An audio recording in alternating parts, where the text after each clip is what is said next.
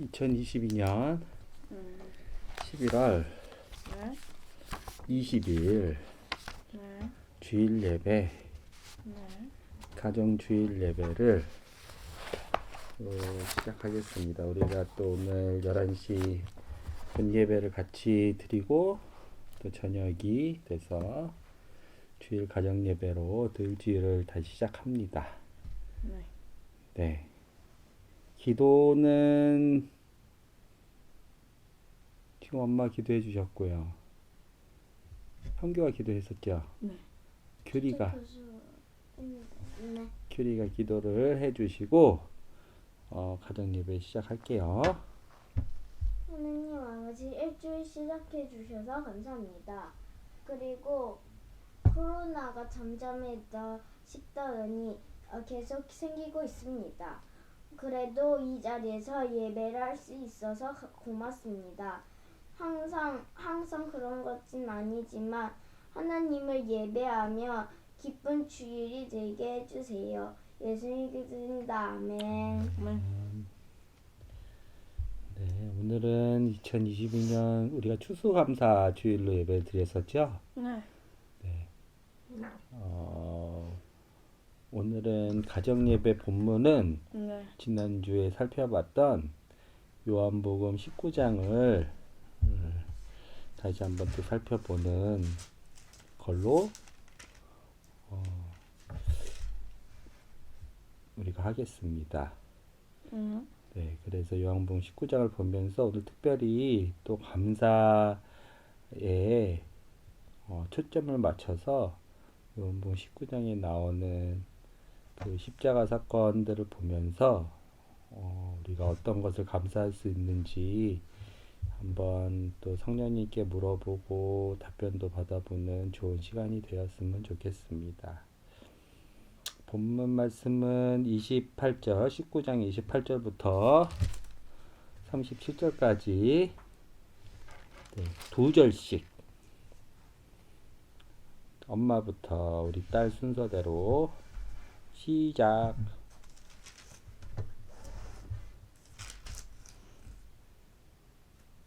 이후에 예수님께서는 이미 모든 것이 이루어진 줄 아시고 성경이 성취되도록 하기 위하여 내가 목마르다 라고 말씀하셨습니다. 그곳에 신 포도주가 담긴 항아리가 있었습니다.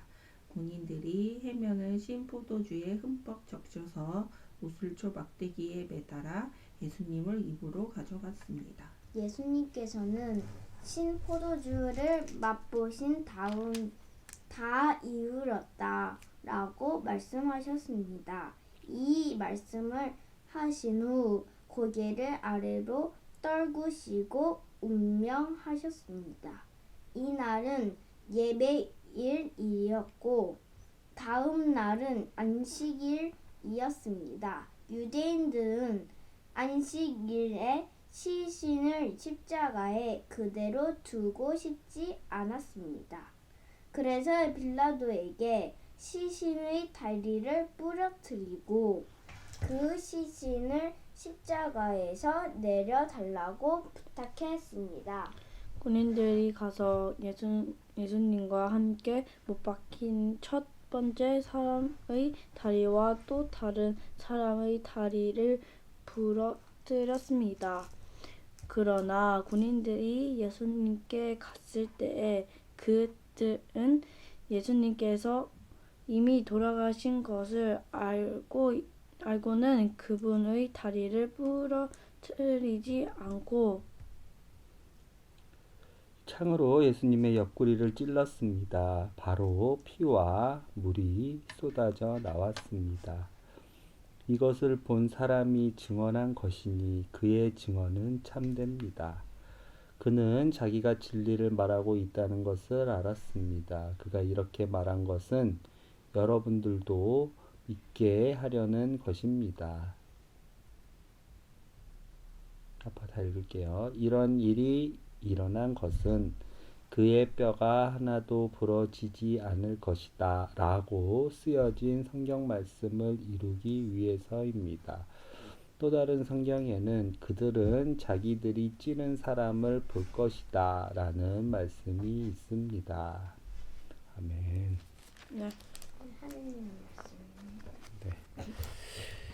우리가 지난주에 예수님의 목마름에 대해서 좀 생각해 보는 시간을 가졌었어요. 예수님은 뭐가 그렇게 갈급하셨고 갈증이 나셨고 갈망하셨는지에 대해서 좀 살펴봤고, 이번 주에는 그거 살펴보면서 이제 시간이 많이 지나서 그때 이제 충분히 다 살펴보지 못하고 이제 아빠가 아모스 8장 11절 말씀으로 예수님의 갈증에 대해서 이제 아빠의 생각을 얘기를 했고 또 가르쳐 줬어요, 우리 친구들한테. 그렇죠? 네.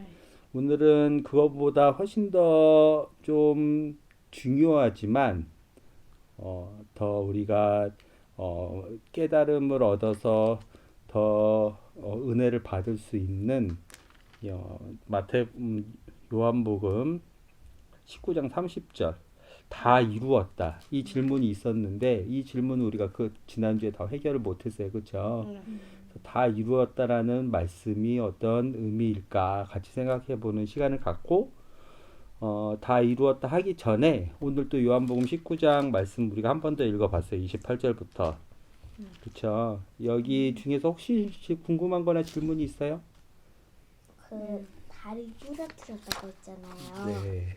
그때 32절에 33절에 예수님이 갔을 때 그들은 예수님께서 이미 돌아가신 것을 알고는 그분의 다리를 부러뜨리지 않고 라고 하셨잖아요. 네. 그러면 그 2명 중에서는 부러뜨렸다고 했잖아요. 네. 그때는 살아 계신 거예요? 그 두 분은? 네, 맞습니다. 같이 동일하게 같이 죽는 시간들이 각각 달랐는데 아침 9시에 각각 다 매달렸거든요. 9시경에 사람들이 순서대로. 그런데 예수님은 제일 먼저 돌아가셨어요. 오후 3시쯤에. 그리고 오후 3시가 지나도 이 십자가의 형벌이 뭐냐면 바로 사람이 죽지를 않고 서서히 사람이 고통 가운데 피와 물을 다 쏟고 십자가에서 그 다음에 그 질식해서 죽는 병이에요. 그런데 오래 버티는 사람은 반나절이나 하루도 지나도 이 사람들이 죽지 않는 경우가 있어요. 그만큼 고통을 계속 지속해야 되는 형벌이에요. 바로 죽이지 않는. 그래서 십자가의 형벌이 고통의 형벌인데, 그런데 특이하게 이때 어떤 사건이 일어나냐면 오늘 31절에 예비일이라고 표현이 돼 있는데 이날은 예비일이었고 뭐에 대한 예비일이냐면 안식일에 대한 예비일이에요. 안식일? 지금 예수님 부활 이후에 우리는 안식일을 주일, 일요일로 지키고 있어요. 근데 예수님 부활 전에는 항상 안식일은 하나님께서 6번째 날에 세상 창조를 다 하시고 6번째 날에 쉬셨기 때문에 토요일에 안식을 하셨어요. 하나님께서는. 그래서 토요일을 사람들은 안식일, 쉬고 하나님 안에서 쉬고 아무것도 하지 않고 하나님의 말씀을 묵상하고 마음을 평안히 하고 몸도 쉬고 마음도 쉬고 생각도 쉬고 하나님을 묵상하고 하나님을 찬양하는, 하나님을 생각하는 안식일로 유대인들은 이 날을 지금 지내려고 그러는 거예요. 그거에 대한 예비일이었어요. 유대인들은 안식일을 하기 위해서는 항상 마음의 준비, 몸의 준비를 했어요. 그게 예비일이에요. 예비일 때 해야 되는 건 뭐냐면 자기의 마음이나 자기의 몸을 거룩하게 하는 일을 해야 되는 거예요. 그런데 지금 유대인의 생각으로는 십자가 3명이 죄를 지어가지고 저주를 받아서 달려 있어. 그것은 하나님 앞에서 안식하기 전에 예비를 해야 되는데 준비를 해야 되는데 대대로 준비 상태가 되지 않은 거야. 그래서 저주를 받은 죄인들이 우리 다음 날 안식을 해야 되니까, 왜냐하면 지금 시간이 없거든요. 그때까지 살아있으면 어떡해? 그러니까요. 그러니까 그 안식일이 지나도 지금 시간이 별로 없어요. 3시간밖에 시간이 없어요. 보통 유대인의 하루의 시작은 저녁 6시에 시작해요. 근데 아까 예수님이 언제 죽으셨다 그랬죠? 3시. 오후 3시에 죽었다 그랬죠. 그런데 지금 저녁 6시 해가 떨어지면 이제 안식일이야. 토요일이 되는 거야. 지금은 금요일이고 빨리 끝내야 되는데. 금요일이고 아 그래서 어쩔 수 없이. 안식일에는 사람들이 저렇게 저주 받은 사람들, 이 형벌 받은 사람들 앞에 하나님 앞에서 저런 사람들을 보고 있으면 그것도 거룩하지 못한 거야. 제대로 안식일을 준비하지 못한 거야. 왜냐면 안절부절. 안절부절한 거예요. 지금 2시간, 3시간, 1시간밖에 없는데 저 사람들이 아직도 저렇게 매달리고 또 특히 6시, 7시가 지나서 안식일의 시작인 하루의 저녁이 시작이 되면 우리는 하루의 아침을 시작하잖아요. 그렇죠? 그렇죠. 그렇죠. 근데 유대인들은 6시, 오후 6시부터 하루의 시작이에요. 아 그러니까 금요일 6시. 금요일 6시가 지나면 그때부터 걔네는 토요일이 되는 거예요. 6시, 7시 저녁이 되면 해가 떨어지면. 그러면 안식일 제대로 준비 못했죠. 네. 유대인의 마음속에 부담이 있어요. 그래서 이날이 예비일이었다라는 건 안식일의 예비일이었다. 유대인들은 그렇게 안식일을 철저히 지키려고 그랬어요. 그런데 누가 있어요? 지금 저주받은 사람들 셋이 지금 고통받고 죽지도 않고 있죠. 특히 안식일에도 그렇게 죽지 않고 있으면 안 되잖아요. 죄인이 하나님 앞에서 없어져야 되는데 죄인이 살아 있는 거잖아요. 특히 안식일에. 그래서 이 십자가에 죽은 사람들을 빨리 죽이기 위해서 어떤 일을 하냐면 몽둥이로 다리를 쳐버려요. 그러면요 어떻게 되겠어요? 다리가 으스러지죠. 다리가 부러지겠죠. 그러면 사람 몸이 어떻게 되겠어요? 축 처지겠죠. 꺾이겠죠. 왜요? 십자가 이렇게 못 박혀 있어요. 이렇게 못 박혀 있어요. 네. 여기에 고정돼 있어요. 근데 다리를 쳐가지고 부러뜨렸어요. 그러면 이미 못이 박혀 있다고 생각. 이렇게 되겠죠. 사람의 몸이 네. 되겠지. 이렇게 되겠죠. 네. 그래서 질식해서 죽는 거예요. 아, 더 피를 빨리 흘리고 이렇게 여기 못 박혀 있던 양팔이 더 내려가겠죠. 어깨가 더 내려가겠죠. 네. 그래서 사람이 더 빨리 죽을 수 있는 거예요. 근데 다른 두 그 죄인들은 죽질 않았어. 왜요? 그렇게 해도요? 아니요. 예수님은 먼저 죽으셨고 이제 한 1시간, 2시간, 3시간밖에 안 남았는데 죄인들이 살아있어서 그 죄인들의 다리를 부러뜨리는 거예요. 저녁이 되기 전까지. 그러면 그 죄인들도 빨리 죽겠죠. 빨리 죽겠죠. 그렇게 하기 위한 에피소드였어요.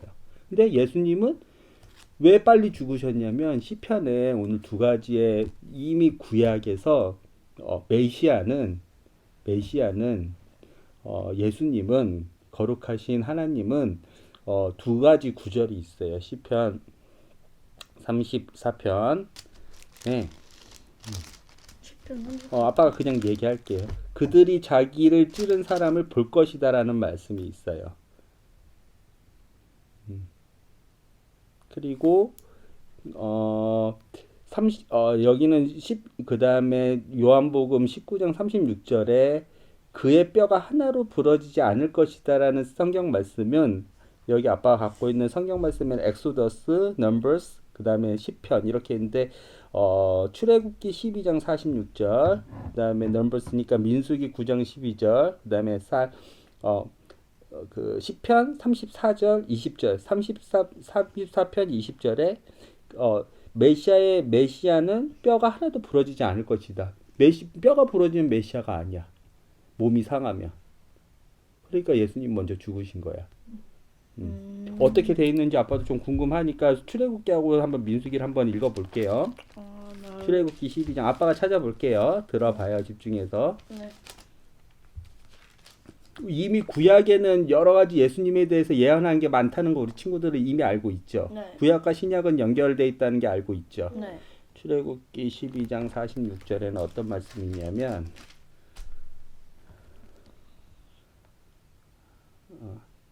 음식을 먹을 때에는 집안에서 먹고 고기의 어떤 부분도 집 밖으로 가지고 나가지 마라. 그리고 뼈를 꺾지도 마라. 이거는 유월절 어린 양에 대한 얘기예요. 유월절 어린 양은 뼈를 꺾어서 먹는 게 아니었어요. 근데 예수님은 유월절에 뭐로 죽으셨어요? 어린 양으로 죽으셨죠. 네. 유월절 어린 양, 속죄의 제물. 하나님께서는 죄를 사해 주시기 위해서는 죄를 그냥 넘기지 않고 대속의 제물, 꼭 그 죄가 그 제물이 피를 흘려야지 죄를 사해 주시는 분이세요. 네. 그런데 그 유월절 어린 양의 뼈를 꺾지 마라. 예수님은 유월절 어린 양이시기 때문에 뼈가 꺾이지 않았어요. 이 예언의 말씀처럼. 그리고 민수기는 건너뛰고 시편을 또 보면 될 것 같아요. 시편 34편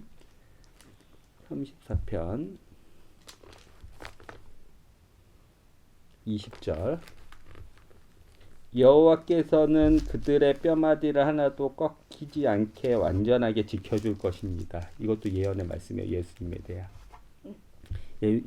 결론적으로는 예수님의 뼈가 다른 도둑들처럼 이 정강이 이 다리 뼈가 꺾이지 않고 온전하게 예수님은 여호와 하나님께서 지켜주셔서 온전한 십자가상에서 물과 피를 다 쏟으시고 창의 옆구리를 맞으셔서 죽게 되신 거예요. 네. 그러면 31절부터 37절까지는 이제 이해가 되죠. 연결이 네. 되고. 네. 그리고 이제 그러면 더 질문이 있을까요? 없으면 다 이루었다. 그 지점으로 가보시죠. 예, 그 지점으로 한번 가보시죠. 다 이루었다. 다 이루었다. 예수님께서 이 말씀을 하셨어요. 그렇죠? 네. 우리도 이 말씀을 설교 시간에 들었고 그렇죠. 맞아요. 근데 이거에 대한 의미가 뭘까? 우리가 한번 같이 생각해 보는 거예요. 다 이루었다에 대한 의미가 뭘까? 같이 생각해 보는 거예요. 아빠가 다시 읽어볼게요.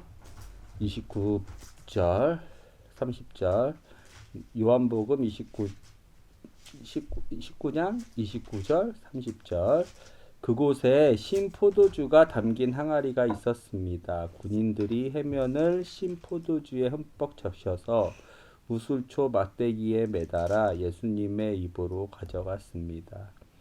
예수님께서는 신 포도주를 맛보신 다음 다 이루었다 라고 말씀하셨습니다. 이 말씀을 하신 후 고개를 아래로 떨구시고 운명하셨습니다. 운명하셨습니다가 죽으셨다는 거예요.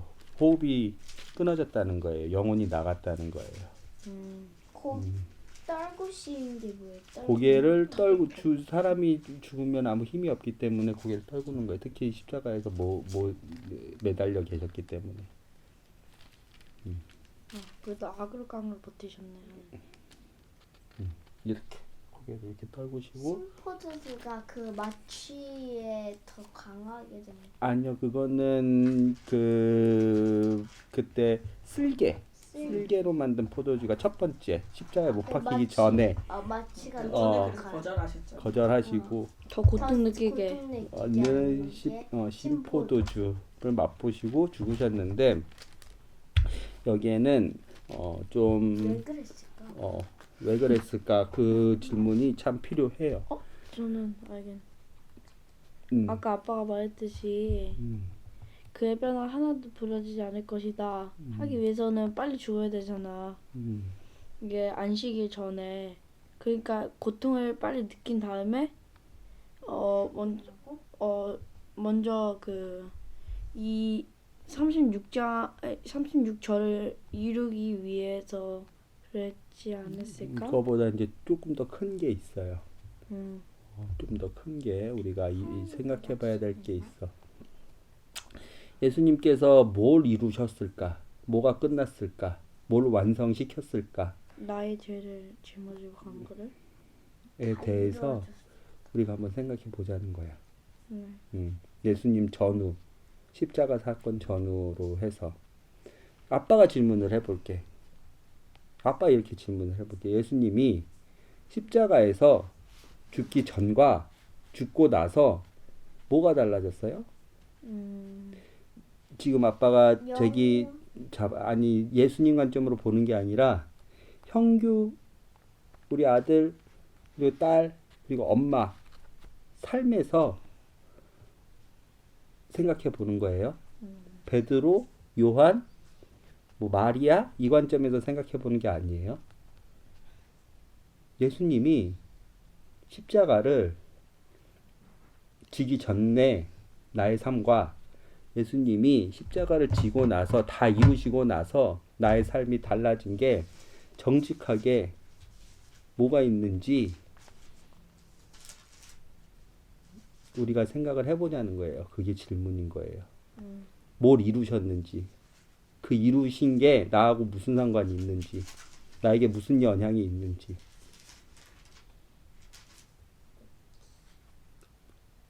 뭐가 달라졌어요? 내가 죽을 수 있는 걸 하는 일. 쉽게 말해서 예수님이 십자가에서 못 박히셨잖아요. 네. 그리고 십자가에서 돌아가셨는데, 차? 그쵸? 이걸 나는 생각으로 믿어. 믿어요? 믿어요, 형규? 네. 엄마 믿어요? 네. 그러면 그 믿고 난 후에 나는 뭐가 달라졌어요? 예수님이 뭘 완성시켜줬고, 뭘 다 끝내셨고, 그래서 나는 뭐가 달라졌어요? 다른 얘기로는 뭐 말이 길어지는데 예수님이 꼭 십자가에 못 박혀서 돌아가시고 다 이루시고 가셨어야 됐어요? 다른 의미로는 이 질문이 이해가 돼요? 꼭 십자가에서 다 그렇게 고통 중에 죽으시고 나는 그냥 예수님 사랑하고 예수님 믿는데 꼭 그렇게 잔인하게 죽으시고 고통 주게 죽으시고 여러 가지 구약을 성취하시기 위해서 우리가 이해도 안 되는 여러 가지 말씀과 행동들이 예수님뿐만 아니라 다른 사람들도 하고 꼭 그렇게 돌아가셔야 됐을까? 그리고 그렇게만 완성하셨어야 됐을까? 에 대한 진실한 질문을 해보자는 거예요. 그게 그렇게 완성하셨기 때문에 그 완성이 나한테는 어떤 영향이 있을까?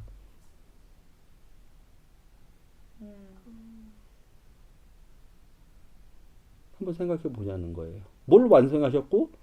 네 했잖아요. 대답을 네 했잖아요. 아빠도 믿어요. 예수님이 완성하셨다는 걸. 예수님이 다 끝내 버리셨다는 걸 믿어요. 근데 내 삶하고는 뭐가 연관이 있고 내 삶은 예수님이 십자가 사건 전과 후가 내 삶과 뭐가 달라졌을까? 뭘 완성시켰길래 그 완성의 혜택이 나한테도 올까? 번제? 예수님이 십자가 안 먹으면 내가 죽으니까. 그 관점에서 더 생각해 봐야 돼요. 그것 때문에 생각해 봐야 돼요. 그것 때문에 하느님이 죽으셨으니까 죄를 같이 천국으로 보내서 다 이루었다고? 그런데 그러면 자 그래서 이제 아빠 얘기하는 거야. 엄마는 이게 질문을 못해. 아빠가 여러 방면으로 좀 다양하게 질문했지만 엄마는 캐치를 했을 거예요. 무슨 내용인지. 그래서 우리는 예수님이 다 죄를 사하시고 죄를 다 해결하시고 했기 때문에 우리는 죄를 안 지어요? 우린 죄에서 자유로워요? 예수님 완성시키셨다며요. 우리 죄를 다 사하셨다며요. 제가 얘기하는 건 대제사장, 빌라도, 사도 요한, 뭐 베드로, 마리아 얘기하는 거 아니에요? 번제 드렸던 그 당시 유대 사람들 얘기하는 거 아니에요? 그 완성에 대해서 그래야 알아야 되는 거예요. 뭘 다 이루셨길래 그 전후와 그 전과 후가 나에게 어떤 영향이 그 전에는 어떤 영향이 있었는데 그 후에는 어떤 영향이 있는지 완성의 혜택이 나에게는 어떻게 연결이 되어 있는지. 번제? 그러면 형규는 번제를 드렸어요? 아니 그 얘기를 하는 거예요. 오늘 형규한테 예수님께서 다 완성하셨어. 그걸 믿음으로 고백을 했어. 그럼 형규는 그 혜택의 당사자가 되는 거야. 근데 그 완성을 하신 곳을 잘 알아야 어떤 혜택들이 형규한테 실제적으로 삶에 있는지를 알아야 되기 때문에 아빠가 여러 가지 버전으로 한번 2000년대에 그냥 끝난 사건 같이 보이는데 이걸 갖고 오는 거야. 그러면서 이제 규리가 첫 번째 얘기했던 게 뭐야? 죄를 다 해결하셨어요. 하나님께서 승리하셨어요. 예수님께서 내 죄를 가지고 다 그냥 끝장내 버리셨어요. 이렇게 말씀해서 아빠가 물어봤어요. 그러면 그 혜택이라면 그러면 규리는 이제 더 이상 죄에서 자유로워요. 그럼 두 가지 갈래가 있어요. 두 가지. 규리가 더 이상 죄를 안 짓거나 예수님이 완성하셨기 때문에 규리가 죄를 지어도 어차피 예수님이 완성하셨는데 뭐 내가 죄를 짓든 안 짓든 내가 하나님을 친하든 안 친하든 우상을 섬기든 안 섬기든 예수님 다 죄 해줬는데 둘 다 아닌 것 같죠. 너의 삶을 보면 아빠의 삶도 그래요. 나도 죄를 짓고 그 예수님의 완성이 뭐냐고요. 그럼 이게 완성이 엄마는 어떻게 생각해요? 이 부분에 대해서. 우리가 근데 이런 문화가 유대인들이 어렸을 때부터 훈련하는 문화예요. 질문을 하고 서로 토론하고 배우고 서로 생각해보고 질문에 질문을 하고 그 다음에 책으로 다시 들어가서 또 토론을 하고 답을 찾아가고 이게 하버드에서 공부하는 방식이에요. 하버드생들이 실력을 증진시키는 방법이에요. 그러려면 솔직하게 적극적으로 의견을 얘기해야 되고 누구 보여주기식 아니라 자기도 속이지 말아야 되고 상대방도 속이지 말아야 되고 진실하게 얘기를 해야 돼요. 완성을 시키셨대. 끝내버리셨대.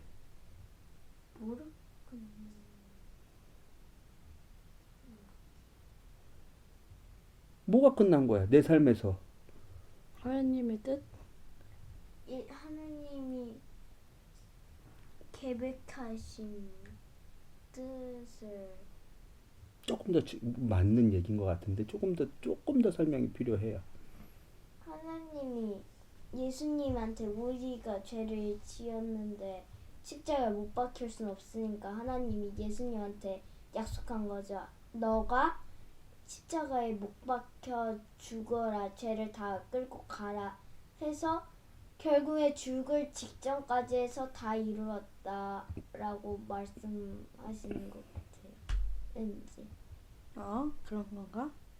형균 우리 아들은 어저께 지난번에 내가 목마르다가 엄마가 말했을 때 하나님의 말씀이었잖아요.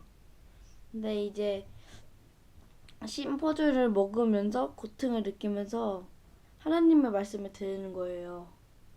그래서 하나님도 말씀도 듣고 내 백성들까지 죄를 다 짊어서 다 달려서 다 이루었다 하고 이렇게 죽으신 거 아니에요?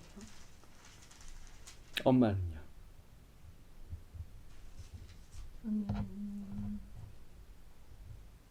구원의 통로를 그냥 만들어 주신 것 같은데 통로의 역할 그걸 지나가니에 대한 통로의 역할.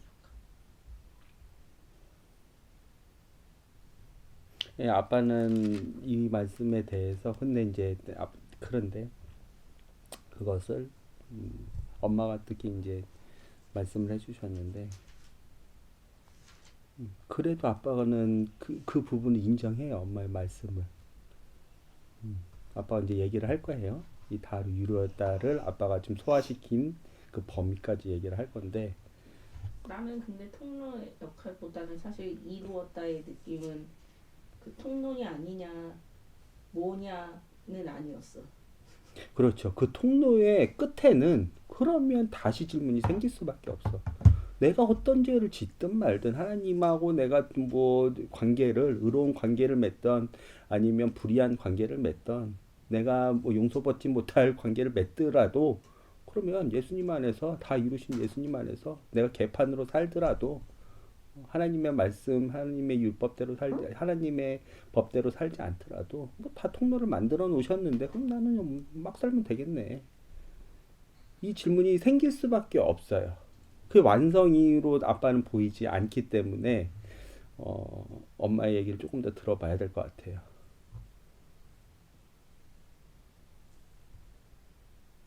아니면 우리가 조금 더 깊이 성경을 주목해야 될 것 같아요. 말씀을. 예수님의 완성은 결코 미완성이 아니에요. 진짜 다 완성하셨어요. 예수님은. 하나님이 천지를 창조를 완성하시고 누구의 도움도 없이 추가적으로 더 만들 필요도 없이 뭘 더 할 필요도 없이 완성하신 것처럼 예수님의 십자가 사건도 진짜 예수님 말씀처럼 예수님은 진리세요. 거짓말을 안 하시는 분이에요. 다 완성하셨어요.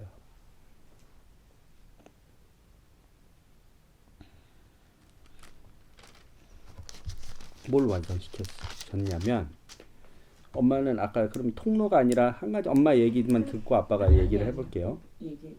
왜냐면 나는 이 다 이루었다는 예수님의 역할에 대한 이루었다이지 다 이루었다가 사람에 대한 역할, 그러니까 사람에 대한 반응이라고 생각하지 않았거든.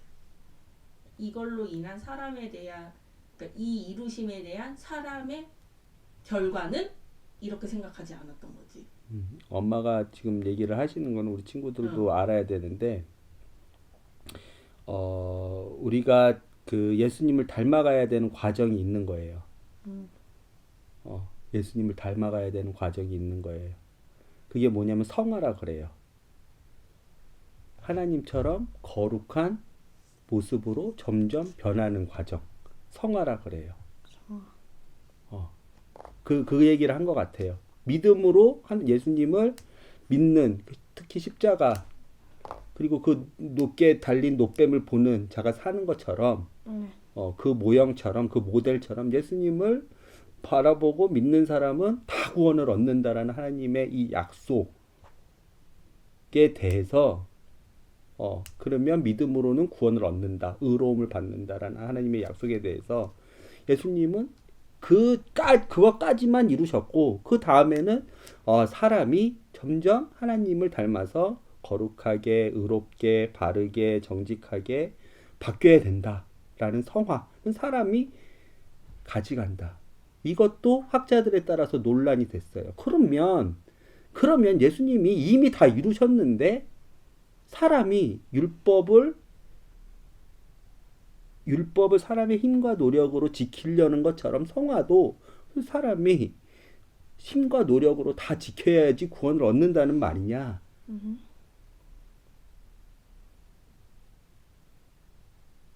그게 진짜 다 이루신 게 맞냐? 이게 결코 가볍지 않고 결코 간단하지 않은 질문이기 때문에 우리가 한번 생각해보는 시간을 갖는 거예요. 자, 다 이루었다라는 것을 첫 번째 키를 열기 위해서는 하나님의 약속에 대해서 우리는 주목할 필요가 있어요. 하나님은 어떻게 약속하셨어요? 창세기, 출애굽기, 레위기, 신명기를 통해서 모세 오경을 통해서 하나님은 자기 소개를 해요. 그렇죠. 그리고 사람하고 언약, 약속을 맺어요. 하나님은 어떻게 자기 소개를 해요? 네? 하나님은 하나님이요? 어떻게 자기 소개를 해요? 어떻게 잘 율법으로 자기 소개를 해요. 율법은 율법으로. 아빠가 생각하는 율법은 하나님의 자기 소개예요. 나는 이런 하나님이야. 나는 거룩한 하나님이야. 이런 걸 나는 정결한 하나님이야. 나는 죄를 싫어하는, 죄를 용서하지 않는 하나님이야. 나는 심판하는 하나님이야. 그런데 너네가 나하고 약속 하나 해야 되는데 내가 세운 이 율법, 법을 잘 지키는 사람은 내가 의롭다고 해줄 거야. 그래서 걔는 구원을 받아. 그런데 이 율법의 하나라도 지키지 않는 사람들, 지키지 않는 존재들은 모두 다 저주를 받아. 나는 이런데 너네가 나의 법, 이 율법을 내가 다 내 소개를 해줄 테니까 듣고 하나라도 지키지 않으면 저주를 받아. 그게 죄라는 거야. 나를 바라보지 않았으니까. 내가 만들어 놓은 기준에서 벗어났으니까. 약속을 한다. 이 나의 자기소개를 듣고 나서 이거에 대해서 다 잘 지키는 사람은 내가 구원을 해줄게. 죽지 않고 영원히 살게 해줄게. 그렇지만 하나라도 지키지 못하는 사람은 저주를 받아서 심판받아서 저주받아서 영원토록 너무 끔찍. 영원토록 죽을 거야. 하나님 이 언약을 하세요. 그렇죠? 이게 구약이에요. 맞아요, 엄마? 맞죠? 그래서 아빠는 율법을, 사도 바울도 율법에 대해서 얘기를 했어요. 여러 학자들도 율법에 대해서 얘기했어요. 아빠가 소화하는, 아빠가 생각하는 율법은 하나님의 자기소개라고 간단하게 아빠는 생각이 들어요. 율법을 보면 볼수록 하나님이 자기소개하는 거예요. 그런데 이 하나님한 자기소개에 우리는 소망을 둘 수가 있어. 희망을 둘 수가 있어. 아, 나를 창조하시고 나를 다스리시고 나를 주목하시고 나에게 관심 있으시고 날 사랑하는 하나님이 자기소개를 하시는데 진짜 올바르신 하나님이시구나. 진짜 정직하신 하나님이시구나. 정말 깨끗하신 하나님이시구나. 의로우신 하나님이시구나. 그럼에도 더더더더더 보니까 의로우시지만 사랑이 많으신, 긍휼하신, 인자가 많으신, 변치 않으신, 사랑이 변치 않으신 하나님이시구나. 진짜 다행이다. 라는 소망이 생겨. 근데 두 번째 소망 뒤에 바로 절망이 생겨. 그런데 이 하나님의 자기소개에 나는 그렇게 하나님을 닮아가야 되는데, 하나님을 그렇게 하나님의 말씀을 쫓아서 법을 쫓아서 살아가야 되는데 나는 할 수가 없겠는데, 나는 이거의 말씀 하나하나를 다 지킬 수 있는 존재가 안 되겠는데, 그럼 절망이 생겨. 소망과 절망이 동시에 일어나. 이게 구약이에요. 아, 구약. 좀 어려우면서 그런데 두 번째 약속을 하세요. 하나님께서 율법으로는 의롭다고 인정받을 사람이 아무도 없어. 내가 세운 법으로는 그 법을 쫓아서 그 법을 실행한다고 해서 나에게 의롭다고 평가받을 의인이 한 명도 없어. 사람은 모두 다 악인이야. 사람은 할 수가 없어. 그래서 내가 메시아를 보내줄게. 구원자를 보내줄게. 이것도 구약이에요. 약속을 하셨어. 그 메시아, 간단하게 심플하게 그 메시아를, 내가 내 아들 이 메시아를 보내줄 테니까 그 메시아를 믿는 자는 구원을 줄게. 의롭다고 해줄게. 이걸 약속하세요. 어디에? 율법에, 율법에. 어디에? 앞면에. 어디에? 창세기에 11장에 아브라함에게 11장. 믿음으로 의롭다 해줄게. 율법이 아니라. 아담에게. 그런데 재밌는 건 뭐야? 믿음으로 의롭다 해주겠다고 하고 나서 500년 뒤에 모세에게 율법을 줘. 자기소개를 해, 하나님께서. 그리고 그 믿음으로 의롭다고 하게 해주신 그 약속에 따라서 예수님을 보내주시는 거야. 여러 선지자를 통해서 이사야, 에스겔, 하박국에 세례 요한까지 예수님을 보내주셨어. 그렇죠? 그렇죠? 네. 그리고 나서 예수님이 오셨어. 그리고 나서 이제 질문이 시작하는 거야. 예수님 다 이루셨대. 맞아. 그 언약에 대해서 다 이루셨어. 예수님을 믿는 자들은 구원을 얻어. 의롭다고 하나님께서 인정하셔. 6월절 어린 양을 믿는 자들은 다 구원을 얻어. 다 이루셨어. 그런데 아직도 해결되지 않은 질문이 있어. 아, 알겠어요. 왓은 알겠어요. 무엇을? 예수님을 믿은 것. 언제? 예수님 돌아가신 사건 이후에 내가 고백해서 예수님 믿는 것. 그런데 남은 게 있어. 아까 그게 우리의 질문이야. 완성 다 하셨다고 하는데, 다 이루셨다고 하는데, 우리 삶은 율법 이전의 삶이나 율법 이후의 삶이나 똑같. 달라진 것은, 예수님을 믿는 우리 삶이 달라진 것은 뭐가 있냐면, 다 완성하셨는데 이 세상에 죄가 없어지지도 않았어. 이 세상에 사탄이 없어지지도 않았어. 이 세상에 유혹이 없어지지도 않았어. 이 세상에 하나님만 따르는 그 거룩한 백성들만 남고 다른 사람들 다 죽지도 않았어.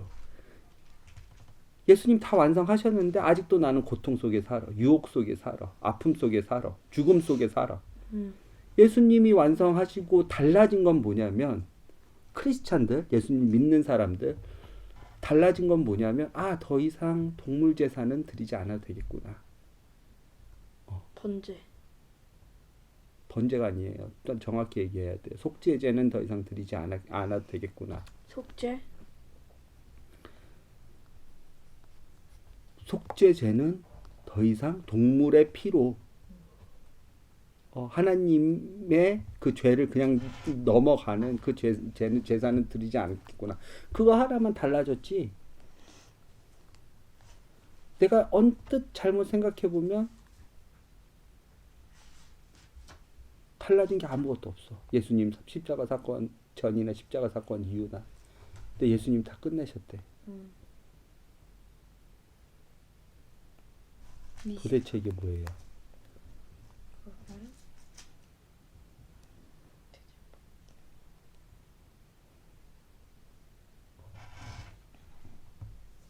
근데 다 끝내신 거 맞아요.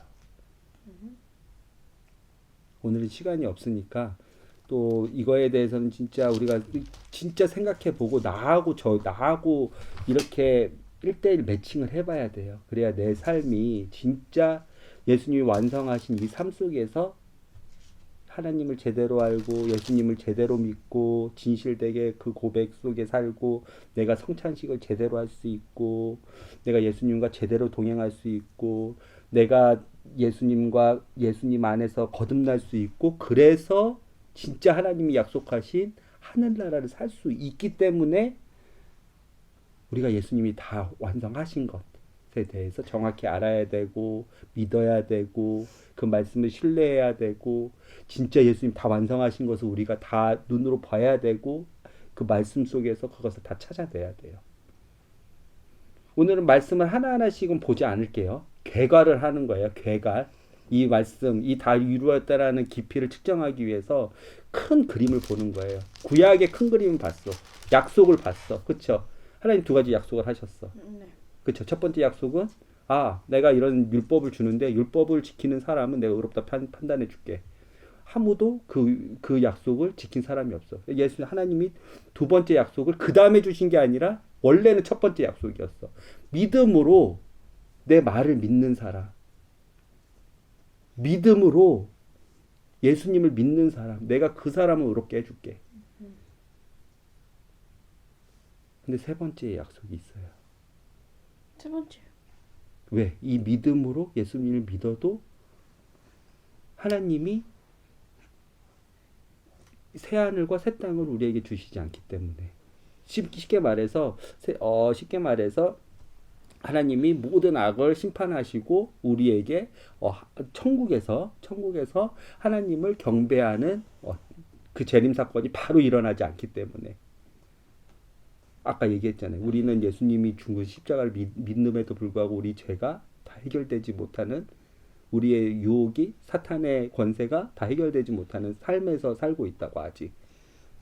근데 사탄은 패배한 게 맞아요. 왜? 하나님의 그 약속대로 예수님께서 그 죄를 교리의 고백처럼 다 해결해 주셨기 때문에.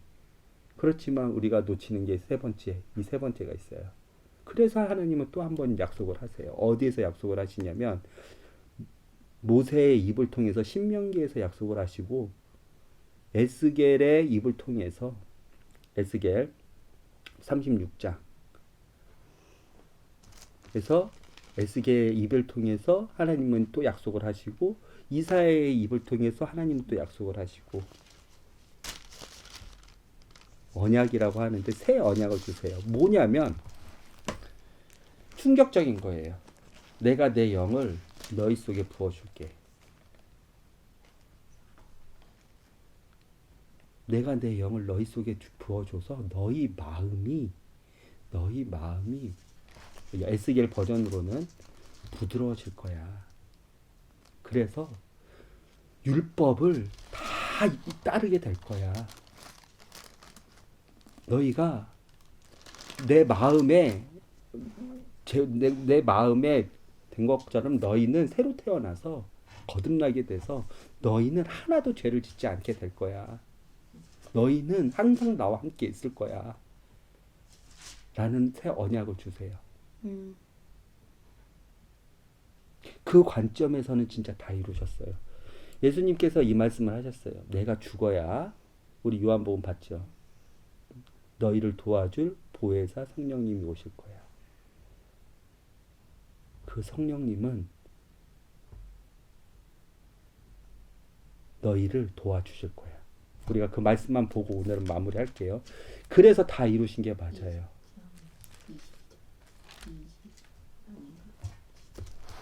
어디요?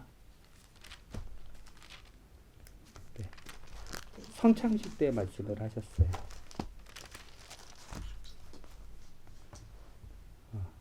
16장 12절.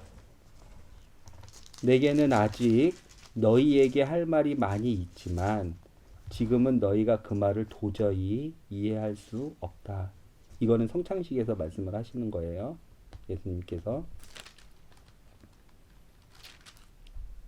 성찬식 끝나고 그러나 진리의 성령이 오시면 그분이 너희를 모든 진리 가운데로 인도하실 것이다.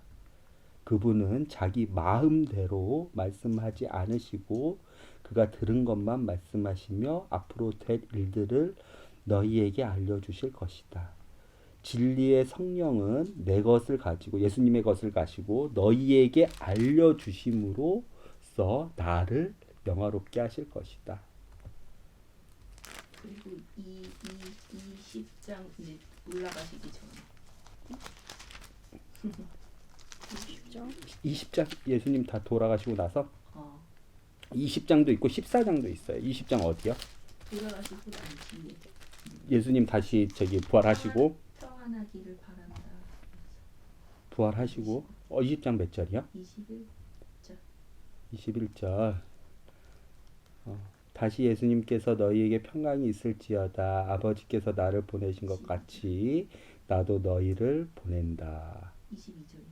이 말씀을 하시고 그들을 향해 숨을 내쉬며 말씀하셨습니다. 성령을 받아라. 이 성령님께서 오시기 전까지 예수님은 하나님의 언약 안에서 모두 다 이루셨어요. 원래는 아담이 그래서 우리가 창세기부터 봐야 되는데 오늘 또 길어지니까 아빠 이거는 시간이 되면 조금씩 이 진리에 대해서 다 아빠가 소화한 부분에 대해서 얘기할게요. 아담이 하나님의 말씀을 불순종하고 세상에 죄가 들어오게 되면서 한 가지 하나님께서 하나님의 벌대로 하나님은 질서의 하나님이세요. 하나님은 그 순서의 그 질서로 세상을 다스리세요. 하나님은 기준의 하나님이세요. 법이 있어요. 하나님의 법을 하나님이 지키세요. 왜? 하나님은 거짓으로 하나님은 누구 보여주기 식으로 다스릴 수 없기 때문에. 아담이 세상에 아담의 불순종으로 죄가 들어오고 나서 하나님은 하나님의 기준과 하나님의 질서로 한 가지 내어준 게 있어요. 뭘 내어줬냐면 죽음의 권세를 사망의 권세를 하나님이 갖고 계셨는데 그것을 사탄한테 잠깐 넘겨줄 수 있을 수밖에 없었어요. 사탄이 그것을 노리고 아담을 유혹했거든요. 그래서 사망, 죽음, 죄의 권세를 사탄에게 주셨어요. 그 권한을 잠깐 위임하셨어요. 사람한테 땅을 위임한 것처럼 사탄한테 그 권세를 가지고 하나님께서는 그 권세를 가지고 모든 만물과 모든 만물의 삶과 죽음을 다 통치를 하시고 다스리고 계셨는데 사단이 그걸 가지고 사람을 죄를 짓게 만듦으로써 죽게 만들고 죄를 짓게 만들고 사망이 들어오게 만들었어요. 그런데 예수님이 십자가 사건 이후로 사탄의 그 죽음의 권세를 다시 갖고 오셨어요.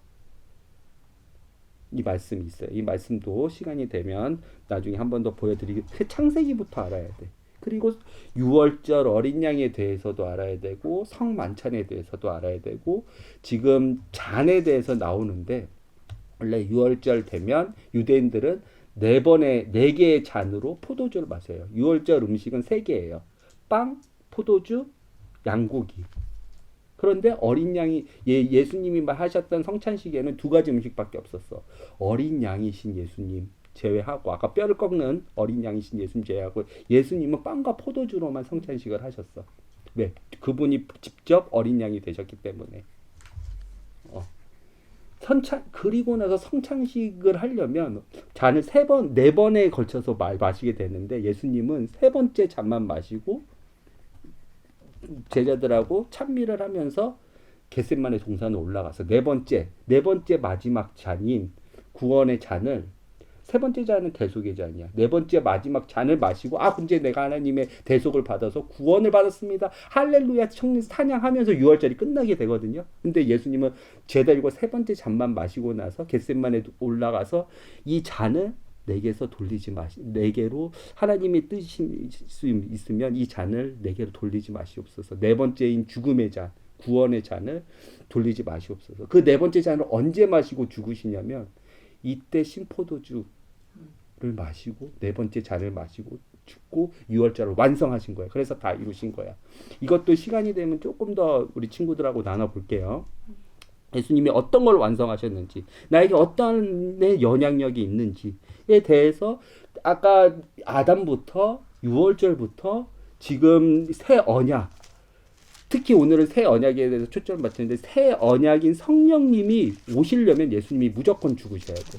이것을 완성하셔야 돼. 왜? 성령님은 예수님이 요한복음 14장에서 약속을 하셨는데 어떻게 약속했냐면 15절 너희가 나를 사랑하면 내 계명을 지켜. 성령님이 오셔야만 우리가 거듭날 수 있고 그 거듭난 사람, 죄를 탈출한 사람, 이집트인 그 죄의 공간에서 탈출해서 하나님의 나라인 가나안을 갔던 사람들처럼 우리는 우리의 죄를 탈출해서 우리의 죄를 완전히 해결받아서 유월절 어린 양의 예수님을 대속물로 삼아서 우리는 그 죄를 완전히 탈피해서 거듭나면 죄를 짓지 않고 하나님 나라에 언제나 살 수 있게 돼요. 물리적인 공간이 아니에요. 가나안처럼 우리 마음속에 하나님 나라가 있는데 그 성령님이 그 일을 이루시는 거야. 예수님 다음으로 하나님의 약속에 의해서 새 언약에 의해서 약속을 하셨다 그랬지. 신명기 5장에 에스겔 26장에 이사야 48장에 니네 힘으로 되는 게 아니야. 내 이름이 너무 더러워졌어. 에스겔 말씀을 보면. 그래서 내 이름을 깨끗하게 하기 위해서 내가 보낼 거야. 너네 하지 마. 아무것도 하지 마. 너네 능력으로 되는 거 아니야. 너네는 오직 예수님만 바라봐. 내 언약만 바라보고 믿어. 아브라함이 믿음으로 의롭다 하심을 얻은 것처럼 믿어 그냥. 아무것도 하지 마. 성화 니네가 하는 거 아니야. 그래서 그 성령님이 중요한 거야. 세 번째 단계인 거야. 그 성령님이 왜 중요하냐면 예수님은 그 단계까지 다 이루셨어. 그래서 다 이루신 거야. 성령님 이것만 얘기하고 마칠게요. 오늘은 너무 주제가 광범위하지만 우리에게 실제적으로 영향이 미치기 때문에 그래요. 왜냐하면 형규가 거듭나야 되고 규리가 거듭나야 되고 엄마가 거듭나야 되고 아빠가 거듭나야 되고 거듭나서 하나님의 나라를 우리는 항상 하나님과 동행하면서 살아야 돼. 그래서 이것만 얘기하고 그래서 성령님이 중요한 거야. 성령님만 영혼과 개인 그러니까 더 영혼적으로 지속되기 위함인 것 같아요. 왜냐면 얘기하면 성령님 구약도 그렇고 신약도 그렇고 다 모형이에요. 구약은 신약의 모형이야. 신약은 하나님 우리가 영원히 찬양할 하나님 하늘나라에 가기 전의 모형이야. 그러니까 이 모형대로 우리가 살아야 되는 거야. 구약의 제사, 구약의 제단 그것은 예루살렘 성전의 모형이고 예루살렘 성전의 제사는 우리가 하나님 나라에 가가지고 하나님과 항상 하나님과 함께 있어야 되는 모형이기 때문에 그 모형대로 가는 거예요. 결국에 성령님으로 인해서 영원히 우리 개개인에게 어렵지만 모형이 뭐냐면 맛을 보는 거야. 완전하지 않는 거예요. 지금 이 여기에서 지금 펼쳐진 건 구약도 그렇고 신약도 그렇고. 결론적으로 가장 중요한 것은 영원인 관점에서는 우리 예수님이 재림하시고 나서 예수님 약속하신 대로 우리가 이제 새 하늘과 새 땅에 하나님과 영원토록 그 영혼은 아니고 그럼 더 길게 기른 세대를 얘기를 해야 되는 건가? 모양이고 맛을 본다고 생각하면 돼요. 궁극적으로 우리 목표는 저 하늘나라에 있는 거예요. 그 하늘나라를 이 땅 가운데 우리가 살려는 그 모형대로 성령님이 우리를 도와주시는 거예요. 그게 예수님이 완성하지 않으시면 사단의 그 죽음의 권세, 더 이상 양의 대속물에 그냥 하나님이 눈만 감으신 게 아니라 예수님의 온전하신 제물의 제사를 완전히 이루신 그 제사가 아니면 우리는 성령님을 받을 수 없고 결과적으로 그 성령님이 없으면 구원을 얻기까지의 그 단계를 구원은 여기서 얻는 게 아니 모형이에요. 그것도 모형. 신명기의 노뱀 사건도 모형이야. 예수님에 대한 모형. 예수님의 십자가를 보고 우리가 뭐 죽음을 이기고 그러면 사람들이 죽지 않겠지. 근데 사람들 다시 죽어. 죽고 다시 부활하는 거 그것도 예수님의 모양이. 근데 그 모형들의 모든 최종 결과물은 예수님이 재림하시고 예수님이 우리의 머리로 하나님이 영원히 찬양받으실 하나님의 나라에서 그 삶을 우리가 그 삶을 살기 전에 우리가 그 맛을 보는 그것을 아는 하나님의 진짜 그 약속의 신실하심과 사랑이 많으심을 우리가 여기서 맛보는 우리는 영원히 맛볼 거지만 구원받아서 그것을 하나하나씩 발견해가고 맛보고 지금 이 땅에서 하나님 나라를 가나안 사람 이스라엘 사람들은 출애굽을 해서 가나안 땅을 거룩한 땅을 갔지만 하나님의 약속의 땅을 갔지만 우리는 하나님의 약속의 땅인 새하늘과 새 땅을 가기 위해서 여기서 맛보는 그 작업을 하려고 그러는데 그 작업은 뭐로만 되냐면 성령님으로만 돼요. 여기서 하나님의 나라를 맛보려면. 그래서 구원은 예수님이 이미 다 이루셨어. 이 구원으로 끝나면 안 돼요. 이 구원 이후에 뭐가 있는데? 그래 나는 영원히 의롭게 살 거야? 그거로 끝나는 게 아니에요. 왜 그러면 그렇게 살아야 돼? 왜가 중요해요. 내가 여기서 맛보는 거구나. 하나님의 나라를 맛보는 거구나. 하나님께서 약속하셨던 것을 내가 이 숨쉬고 있는 이 순간 가운데서도 나에게도 그 약속이 이루어지는구나. 이것을 맛보는 거예요.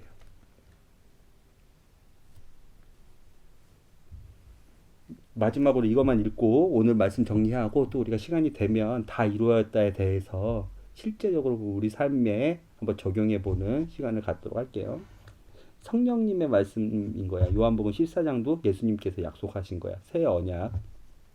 너희가 나를 사랑하면 내 계명을 지켜라. 내가 아버지께 구하겠고 그분은 너희와 영원히 함께 있을 다른 보혜사를 보내주실 것이다. 그분은 진리의 성령이시다. 세상은 그분을 보지 못하고 알지도 못함으로 그분을 받을 수 없다. 그러나 그분이 너희 안에 계시고 너희는 그분 안에 있기 때문에 너희는 그분을 아는 것이다.